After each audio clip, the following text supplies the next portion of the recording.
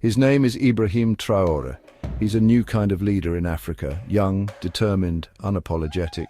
In 2022, at just 34 years old, he found himself at the helm of Burkina Faso. This was not through an election, it was through a coup, a sudden shift in power that caught many by surprise. Born in Bondokui, in western Burkina Faso, his journey to the presidency was anything but ordinary. He represents a fresh, defiant spirit for many across the continent. A spirit tired of the old ways, a spirit yearning for true independence and dignity in its own land. Before politics, Traoré was a man of science and service. He studied geology at the University of Ouagadougou. Imagine that, delving into the Earth's secrets, understanding the very land he would later vow to protect and uplift. But his path took a different turn. He chose the military, a life of discipline, a life of confronting direct challenges facing his nation. This background in both earth sciences and military strategy shaped him. It gave him a unique perspective, a view of his country from the ground up and from the front lines of its struggles. The world watched as this young captain took charge. He became the interim president. Not a title he sought through traditional means, but one that was thrust upon him by circumstance and conviction.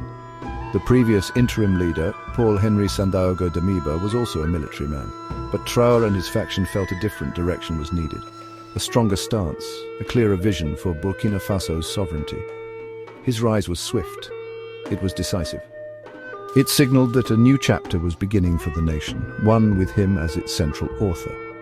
For many in Africa, especially the youth, Traoré is more than just a leader. He is a symbol of defiance against systems they feel have failed them. He embodies a deep desire for dignity, desire to stand tall, to chart their own course, free from external pressures and influences that have lingered for too long. His youth is not seen as a weakness.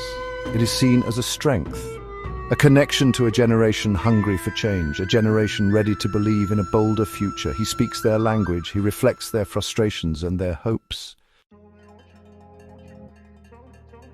Ibrahim Traoré's journey into the military began in 2010. He chose this path after his university studies in geology. He didn't just join, he committed himself fully. He quickly became involved in the nation's toughest battles. Burkina Faso was, and still is, grappling with violent jihadist groups, particularly in its northern regions. Traoré was on the front lines. He saw the conflict up close. He understood the cost of instability. This experience undoubtedly forged his resolve. It showed him the urgent need for strong leadership and effective solutions for his people. His military career wasn't confined to national borders.